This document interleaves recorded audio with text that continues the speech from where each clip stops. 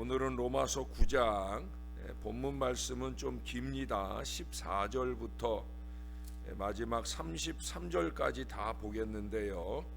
이 시간에 먼저 14절부터 18절까지만 듣겠습니다.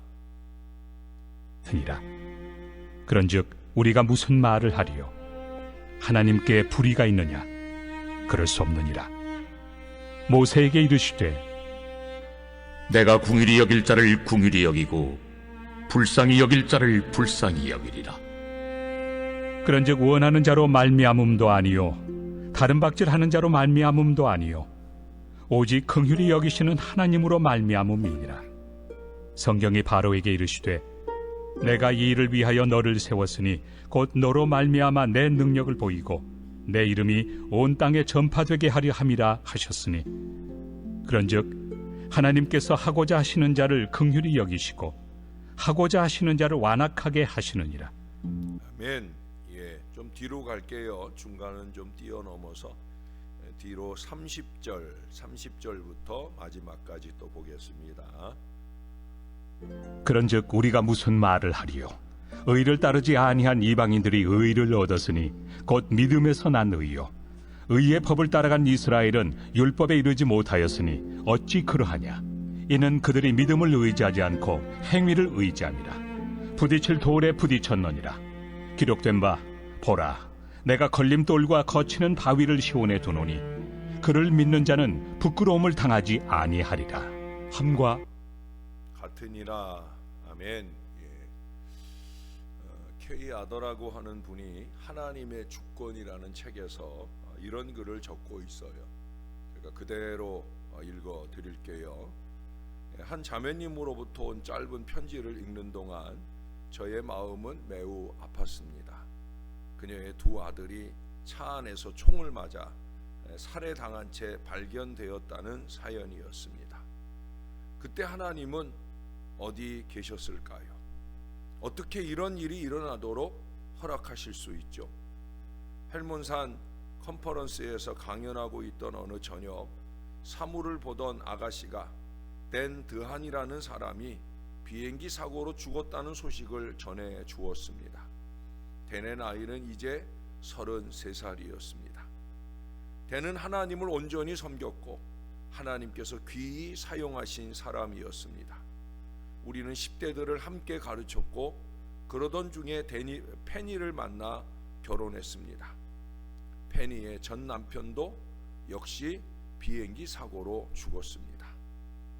저는 아버지, 이건 정말이지 이해하기 어렵네요 라고 말할 수밖에 없었습니다. 그 안개 낀 밤에 댄이 작은 비행기를 조종하다가 재난을 당하게 될 것을 하나님께서는 정말 모르셨을까요? 어떻게 하나님은 여인의 두 아들이 살해되도록 보고만 계실 수 있었을까요? 저도 왜 하나님께서 그런 일이 있게 하셨는지 이해할 수 없습니다. 하지만 분명한 것은 이제는 나 곧 내가 그인 줄 알라. 나와 함께하는 신이 없도다. 내가 죽이기도 하며 살리기도 하며 상하게도 하며 낫게도 하나니 내 손에서 능히 건질 자 없도다 라고 말씀하시는 하나님의 주권을 우리가 인정해야 한다는 사실입니다. 그분의 길이, 그분의 하시는 일이, 그분의 인격이 우리보다 위에 있습니다. 그분은 하나님이시기 때문입니다. 그 책에 써 있는 하나님의 주권에 대해 다 말씀드리기는 어려운 그런 부분을 여러분들에게 전해드렸지만 하나님의 주권이에요. 우리가 인정할 수밖에 없는 하나님의 주권이에요. 잠시 이해되지 않기도 하고 또 잠시 삐죽거려 보기도 하지만 그래도 여전히 하나님이 하시는 하나님의 일, 하나님의 주권이에요. 오늘 본문은 바로 그 하나님의 주권에 대해 말씀해 주고 있어요. 여기에 기록된 하나님의 선택과 예정의 문제, 우리가 두두전 토요일부터 그 선택, 예정 이런 말씀들을 아니 그 이전에 8장에서부터 그런 말씀들을 들었었는데 어떻든 이 모든 선택에 있어서의 문제는 많은 사람들의 머리를 복잡하게 한 문제예요. 저도 신학생 시절에 이 부분의 숙제를 푸는 일에 참 많이 어려움을 겪었어요. 선택에 있어서의 하나님의 전제적 처치라고도 해야 할 이 예정이라고 하는 것은 사람이 아직 나기 이전부터 그 사람의 난 후의 행동을 미리 알고 계셨음에 기초하는 것으로, 다시 말해 하나님의 주권에 의한 예정이라는 것은 그저 하나님의 독단적인 선택이 아니에요. 그것은 전지, 하나님은 다 아시잖아요. 그 전지에 의한 예지에 기초한다는 것을 잊어서는 안 되는 거예요. 그게 이제 우리가 앞서서 로마서 8장 29절 이하에서 보았던 말씀이에요. 후회된 사실로 보면, 지나고 나서 보면 라고 말할 수 있는, 그것을 알 수가 있게 되어지는 일들이 거의 대부분이라는 거예요. 야곱은 죄가 많았으나 하나님께 매달리고, 에서는 오히려 정의롭기는 했지만 하나님의 축복을 멸시했으므로 그들이 아직 나기 전부터 야곱은 택함받고 에서는 거절된 것이었음이 분명하다는 거예요. 야곱과 에서가 그 어머니 리브가의 태중에 있을 때 이미 다 하나님이 알고 말씀하시잖아요. 그것은 이미 그들이 어떤 품격을 가지고 품성을 가지고 태어날 것 하나님은 다 알고 계셨고, 그 성품이 어떤 선택들을 하게 될 것을 하나님이 다 예지하시기 때문에, 그래서 그렇게 되어졌다는 얘기. 오늘 여기 15절에 그러잖아요. 내가 긍휼히 여길 자를 긍휼히 여기고 불쌍히 여길 자를 불쌍히 여기리라. 하나님의 의지는 절대적으로 자유하셔요. 이걸 사람이 간섭할 바가 절대 아니라는 거예요. 그 행위는 예지에 기초하시는 것이기에 조금의 부정도 있을 수가 없음을 오늘 본문은 말씀해 줍니다. 사람은 아무런 불평도 말할 것이 아니에요. 내 것을 가지고 내 뜻대로 할 것이 아니냐, 마태복음 20장 15절 이하에 말씀해 주고 있어요. 여러분, 오늘 본문에도 보시면 16절에 그런즉 원하는 자로 말미암음도 아니고 다른 박질하는 자로 말미암음도 아니고 오직 긍휼히 여기시는 하나님으로 말미암음이라. 사람의 행위나 사람의 노력, 그걸로 하나님의 은혜를 살 수는 없는 거예요. 목사의 바람으로는 목사의 제가 지금도 이제 벌써 목이 쉬었잖아요. 지난 한 주간 열심히 썼더니 사실은 이제 지난 주일에 이제 그 찬양들을 불러야 되기 때문에 나름 조심조심하면서 주중에 계속 목을 아껴보려고 노력을 했지만, 그러나 이제 어쩔 수 없는 거예요. 근데 이렇게 목이 쉬는 노력들이 왜 목이 쉬겠어요? 어떻든 교인들이 은혜 받았으면, 교인들이 좀 은혜 받았으면, 하나님의 축복을 받았으면, 그 간절함 때문이죠. 그러나 목사가 아무리 그렇게 노력하고 애를 쓴다고 성도들 모두의 마음속에, 심령 속에 은혜가 채워질 수는 없는 거예요. 구원은 너희에게서 난 것이 아니요 하나님의 선물이다. 에베소서 2장 8절 이하에 끊임없이 말씀하고 있어요. 우리가 잘나서 이 구원의 은혜 안에 있는 게 아니라 우리 하나님 아버지의 만극하신 사랑의 선물, 그 선물을 받은 거예요. 그러니까 이 구원의 선물을 받은 사람으로서의 감사는, 이거는 보통이어서는 안 되는 거예요. 제가 추수감사절 때마다 늘 강조하는 바가 있잖아요. 우리는 감사를 풍성히 드릴 수밖에 없는 가장 큰 이유를 한 가지 가지고 있다. 그건 뭐라고 그랬어요? 나를 구원하셨다. 우리의 예배가 함부로 드려지지 말아야 하고 우리의 감사가 적당히 드려지지 말아야 되는 이유는 딱 하나예요. 나 같은 사람을 구원해 주셨다. 여러분, 이 선택은 하나님의 주권에 속하고 사람 여하에 의해 동요되는 것이 아니라는 거예요. 하나님의 행동은 사람에게 억제되는 일도 감화되는 일도 없이 절대적이셔. 선미를 선발하시는 것도 하나님의 뜻과 약속에 의한 것으로, 이것은 은혜야말로 율법을 행함으로가 아니라 자유로 주어진 것으로 약속을 믿음으로써 얻어야 하는 것임을 암시해 주고 있어요. 그런데 그들은 신앙에 의하지 않고 행위에 의해 구원을 얻으려 하는 것 때문에 이스라엘은 실패하게 되었음을 오늘 32절에 말씀하고 있어요. 율법대로.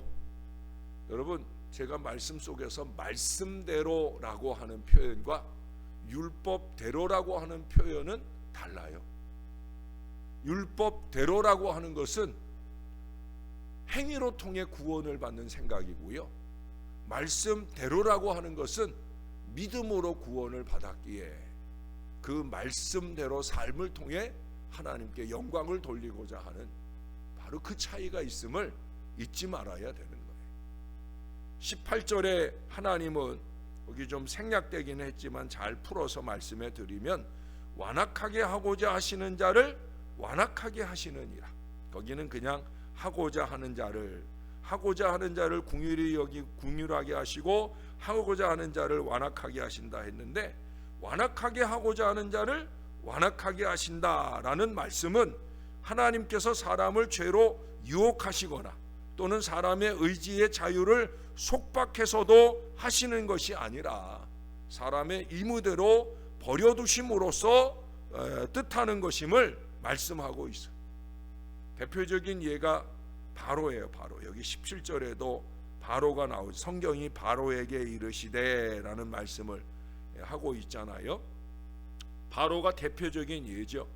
하나님께서 측량할 길 없는 기쁘신 의도를 가지고 행하시는 그 모든 처치에 대하여 사람된 자가 이러쿵저러쿵 비난할 권리가 없음을 19절 이하에 말씀합니다.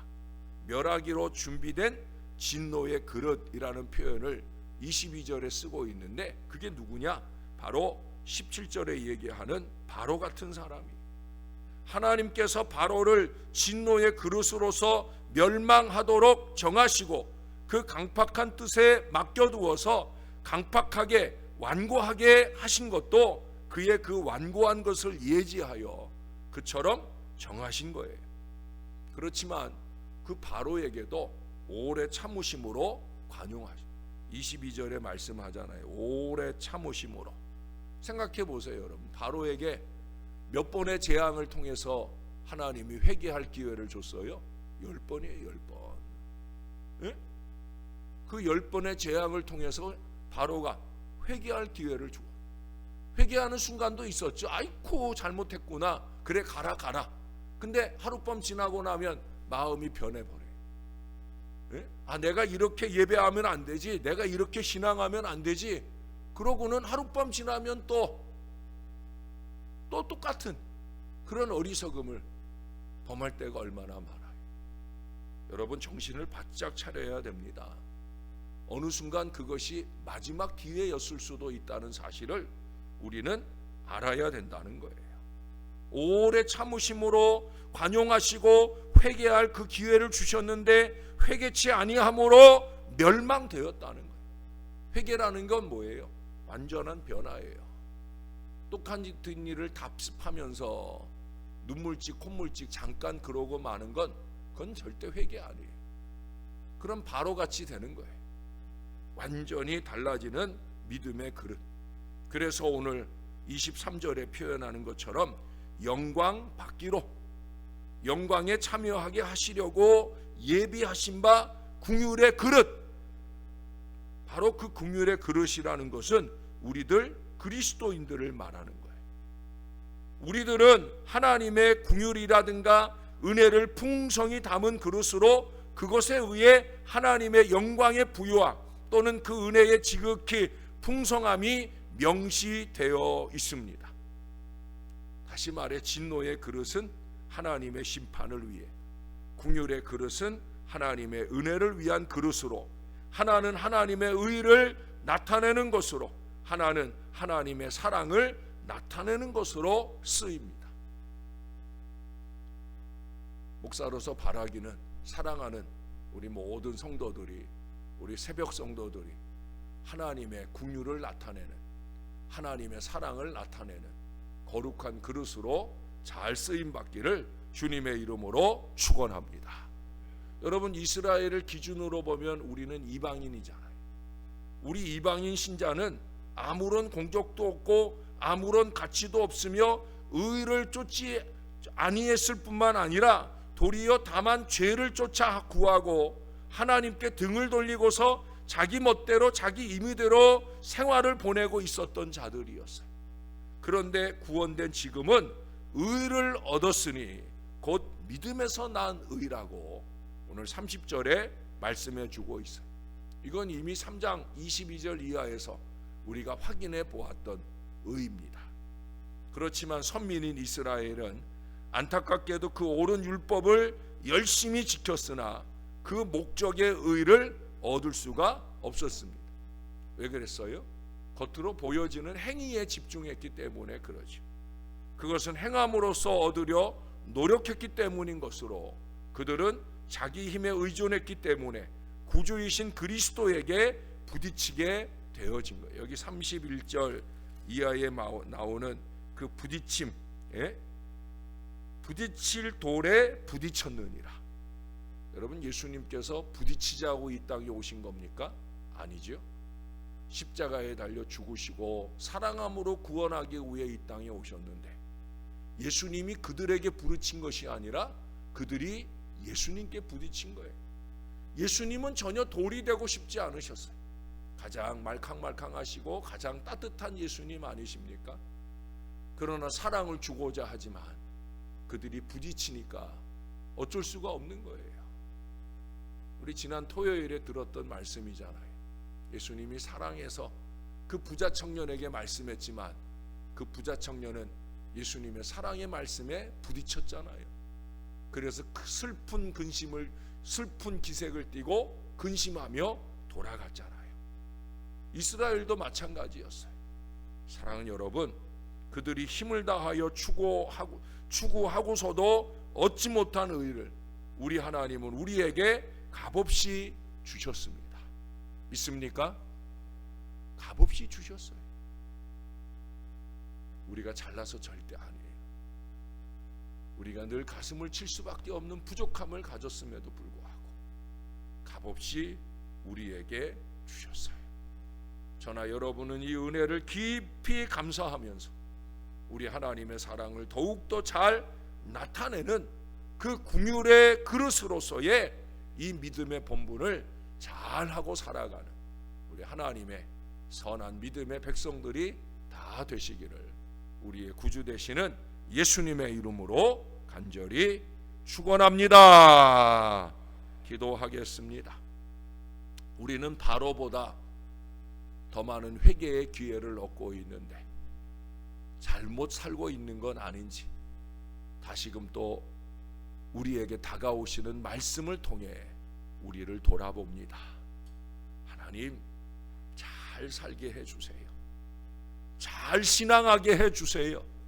나 같은 죄인 살리신 주 은혜가 참으로 놀랍고 크신 줄을 깨달아 그 은혜에 합당하도록 잘 살아내는 하나님의 사람들이 될 수 있게 우리를 붙들어 주시옵소서.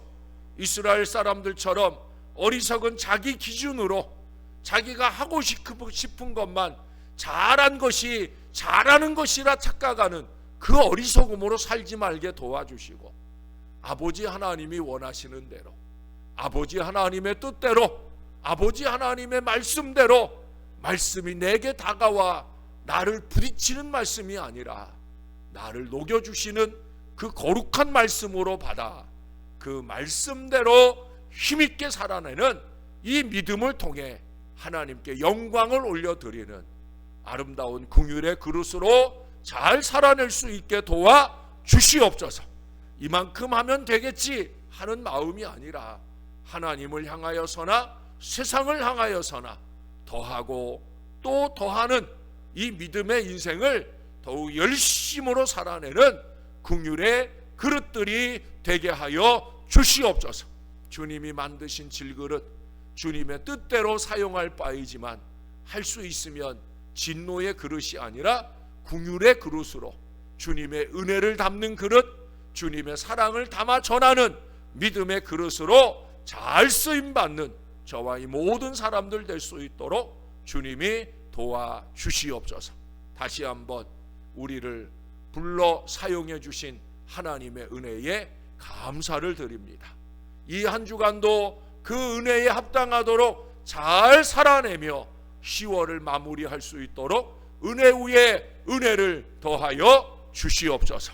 우리를 예정하고 불러주신 우리 주님의 은혜를 감사드리며 우리의 구주 예수님의 이름으로 기도합니다. 아멘.